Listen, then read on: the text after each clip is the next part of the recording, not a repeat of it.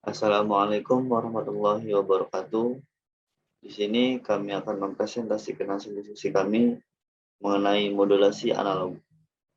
Sebelumnya, perkenalkan nama saya Budi Prakasa Ramadhani dan kedua rekan saya yang pertama ada Azmi Wahyudi dan yang kedua ada Yahya Permadi. Langsung saja ke pembahasan. Yang pertama ada modulasi amplitudo. Pertama, definisi modulasi amplitudo. Modulasi amplitudo atau AM adalah penumpangan sinyal informasi terhadap sinyal carrier atau pembawa di mana amplitudo sinyal carrier akan berubah-ubah mengikuti perubahan amplitudo sinyal informasinya. Dibandingkan dengan FM atau modulasi frekuensi, AM mempunyai kelebihan diantaranya adalah jarak transmisi AM lebih jauh dibandingkan dengan FM. Oleh karena itu, stasiun radio yang sering kita dengar kebanyakan menggunakan FM karena suara yang dihasilkan melalui transmisi menggunakan FM lebih jernih. Nah, ini adalah beberapa bentuk gelombang. Pada gambar 2.1 merupakan bentuk gelombang carrier. Kemudian pada gambar 2.2 merupakan bentuk gelombang pemodulasi. Yang terakhir pada gambar 2.3 merupakan gelombang termodulasi. EC sama dengan EC sin omega CT. Sinyal pembawa berupa gelombang sinus dengan persamaan matematiknya sebagai berikut. Sinyal pemodulasi untuk memudahkan analisa diasumsikan sebagai gelombang sinusoidal dengan persamaan matematisnya sebagai berikut, di mana EC itu amplitudo maksimum sinyal pembawa, omega C itu 2pi FC, dengan FC adalah frekuensi sinyal pembawa. EM adalah amplitudo maksimum sinyal pemodulasi, dan WM adalah 2pi FM, dengan FM adalah frekuensi sinyal pemodulasi.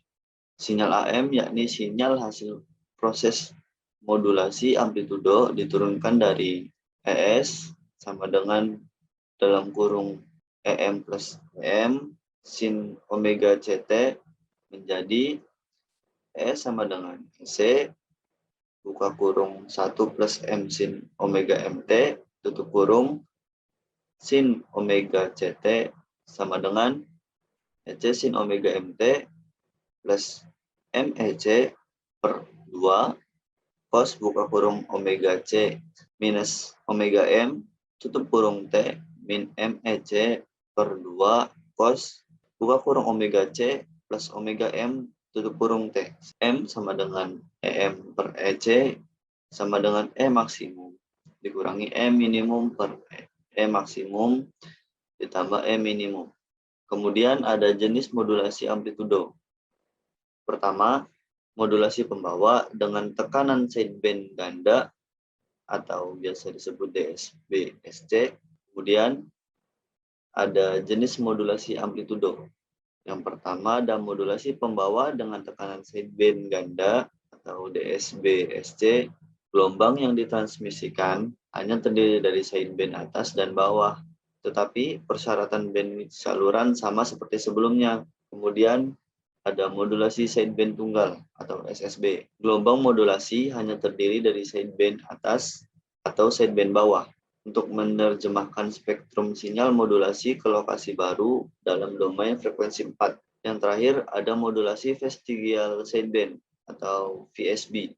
Satu sideband dilewatkan hampir seluruhnya dan hanya sedikit sideband lainnya yang dipertahankan. Bandwidth saluran yang diperlukan sedikit melebihi bandwidth pesan dengan jumlah yang sama dengan lebar pita sisi vestigial. Nah, kemudian ada aplikasi modulasi amplitudo. Nah, yang pertama jenis transmisi siaran. Contohnya itu sebagai berikut. AM masih banyak digunakan untuk penyiaran pada pita gelombang panjang, menengah, dan pendek. Karena penerima radio yang mampu mendemodulasi modulasi amplitudo murah dan mudah dibuat. Modulasi amplitudo masih banyak digunakan untuk penyiaran pada pita gelombang panjang, menengah, dan pendek. Karena penerima radio yang mampu mendemodulasi modulasi amplitudo murah dan mudah dibuat. Yang berarti bahwa penerima radio yang mampu mendemodulasi modulasi amplitudo berbiaya rendah dan mudah dibuat. Namun, demikian banyak orang beralih ke bentuk transmisi berkualitas tinggi seperti modulasi frekuensi atau transmisi digital. Nah, jenis kedua ada pita udara radio. Transmisi VHF untuk banyak aplikasi di udara masih menggunakan modulasi amplitudo. Ini digunakan untuk komunikasi radio darat ke udara, misalnya siaran standar televisi, alat bantu navigasi, telemetering, hubungan radio VOW, radar, dan faksimili, dan sebagainya. Kemudian, jenis yang ketiga ada sideband tunggal. Modulasi amplitudo dalam bentuk sideband tunggal masih digunakan untuk link radio high frequency point-to-point, menggunakan bandwidth yang lebih rendah dan menyediakan penggunaan daya yang ditransmisikan secara lebih efektif. Bentuk modulasi ini masih digunakan untuk banyak tautan high frequency titik-ke-titik atau point-to-point. Kemudian ada jenis modulasi amplitudo quadrature. Modulasi amplitudo banyak digunakan untuk transmisi data dalam segala hal, mulai dari tautan nirkabel jarak dekat seperti Wi-Fi hingga telekomunikasi seluler dan banyak lagi. Modulasi amplitudo kuadratur dibentuk dengan memiliki dua pembawa keluar fase sebesar 90 derajat. Untuk materi selanjutnya akan dijelaskan oleh rekan saya. Oke, selanjutnya modulasi frekuensi. Definisi modulasi frekuensi. Modulasi frekuensi adalah proses penumpangan sinyal informasi kepada sinyal pembawa yang biasa kita sebut carrier, di mana sinyal pembawa dipengaruhi oleh amplitudo sinyal informasi. Bentuk dari sinyal pembawa yaitu gelombang sinusoidal yang konstan dan akan mengikuti amplitudo dari sinyal informasi yang menumpanginya. Berikut gambar gelombang sinyal yang atas merupakan gelombang sinyal pembawa atau sinyal carrier, bentuknya gelombang sinusoidal bernilai konstan, yang nanti akan dipengaruhi oleh nilai amplitudo dari sinyal informasi.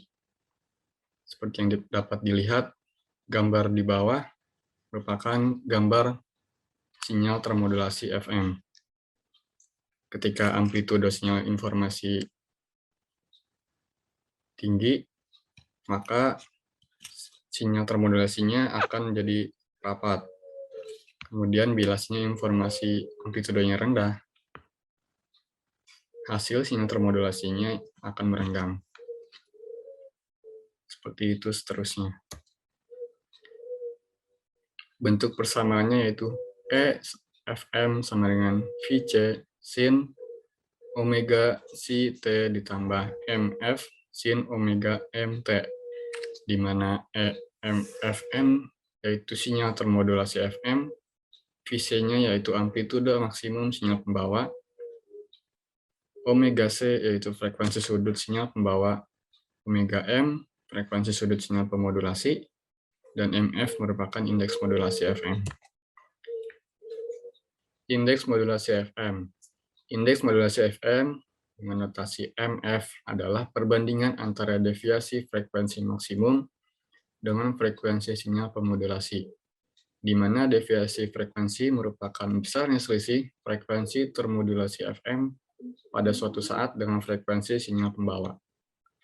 Indeks modulasi FM memiliki bentuk persamaan sebagai berikut, yaitu MF sama dengan tau per FM, di mana MF yaitu indeks modulasi FM, tau adalah deviasi frekuensi maksimum, dan FM merupakan frekuensi maksimum sinyal pemodulasi. Bandwidth FM. Lebar bandwidth sinyal FM adalah tak berhingga. Namun, pada praktek biasanya hanya diambil bandwidth dari jumlah sideband yang signifikan. Jumlah sideband signifikan ditentukan oleh besar indeks modulasinya seperti dalam fungsi tabel Bessel berikut. Sebagai contoh, kita ambil nilai indeks modulasi sebesar 1. Kita lihat dalam tabel, jumlah sidebandnya yaitu ada 3, yaitu 0,44, 0,11, dan 0,02.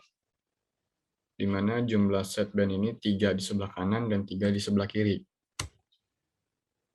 Lebar bidang untuk FM.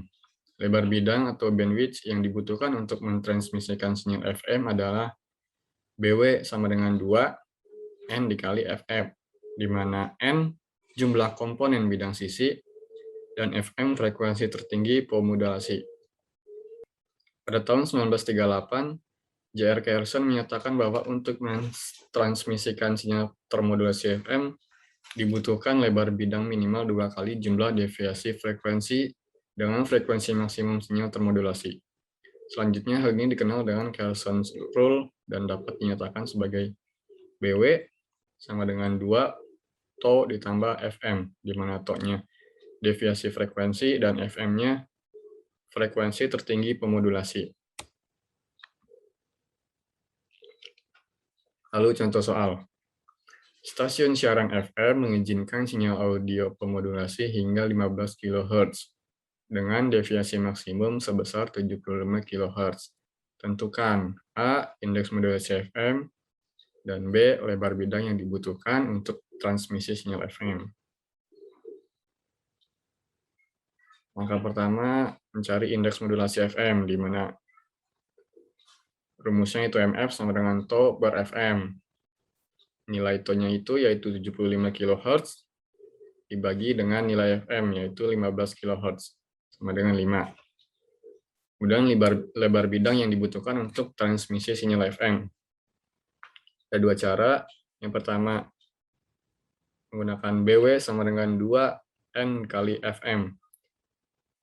2 dikali 8. 8-nya ini dari indeks modulasinya bernilai 5. Jadi, jumlah komponen bidangnya yaitu 8. Yaitu 2 dikali 8 dikali 15 kHz. Sehingga nilai bandwidth-nya 240 kHz.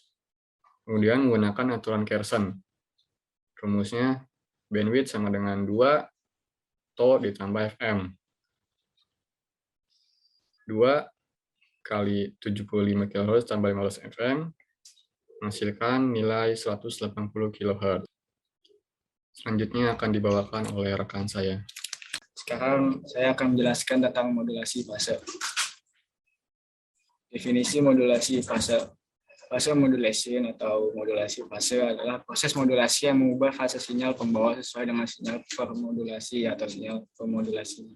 Sehingga dalam modulasi PM, amplitudo, dan frekuensi yang dimiliki, sinyal pembawa tetap. Tetapi fase sinyal pembawa berubah sesuai dengan informasi. Modulasi ini menggunakan perbedaan sudut dari sinyal analog untuk membedakan kedua keadaan sinyal digital. Pada modulasi jenis ini, amplitudo dan frekuensi dari sinyal analog adalah tetap. Yang berubah adalah fase sinyal analognya.